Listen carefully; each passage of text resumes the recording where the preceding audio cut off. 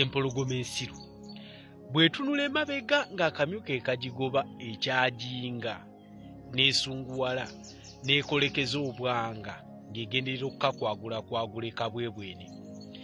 Wabula empologoma engezi bwetunula emabega ng'akamyu-ke kagigoba efumiitiriza n'erowooza neyeebuuza nti akamyu kano kaggyewo obuvumu akantu kano akasirikitu bwe kati okwolekeza nze obwanga nze kabaka w'abawansolo.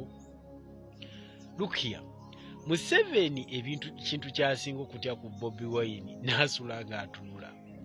Ayina amagye, ayina ssente, ayina obuyinza n'akakiiko k'ebyokulonda yakalonda. Kakati yeebuuza nti omuvubuka ono ajjawo obuvumu ne confidence wakati nga buli kaadi yonna nze agirina okulaba nti akkiriza nti asobola okumpangula.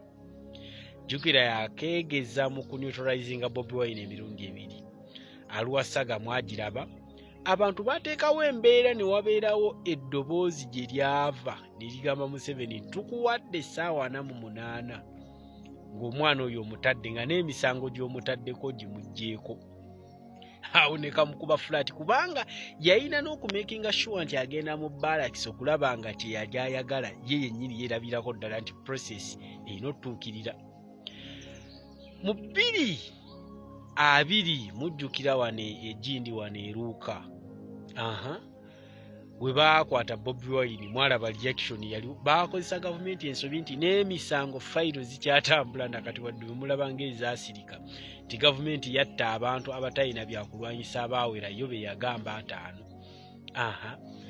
Kakati amazima gali nti people are preparing their life after Museveni nti ensi egenda tambula etya kubanga an old man must die but a youth can die. Teeka nti omuntu bw'akula ateekwa okufa wabula omuvubuka yaayinza. Kakati 2026 jjukira ku international scale amateeka g'ensi yonna kati galagira abajaasi okugoberera ebiragiro n'amateeka.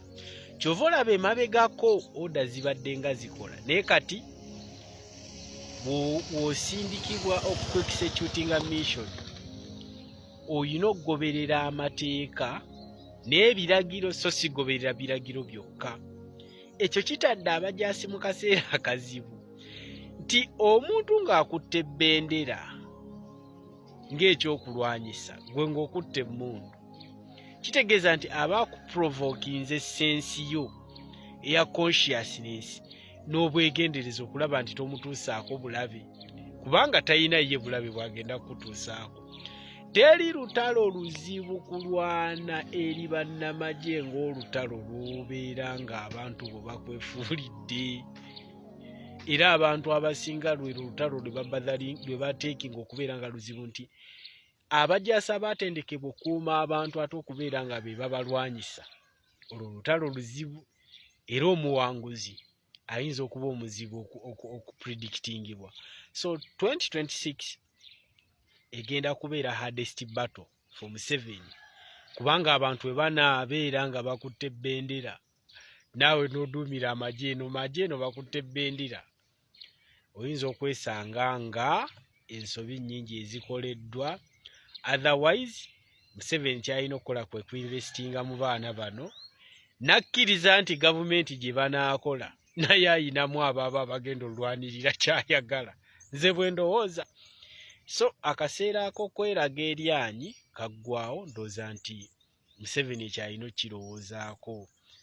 Ate ebbanga libadde ddene emyaka 4 toyinza kuba ng'okolera nsi birungi byokka okuggyako ng'oliko ekikyamu. To God be the glory.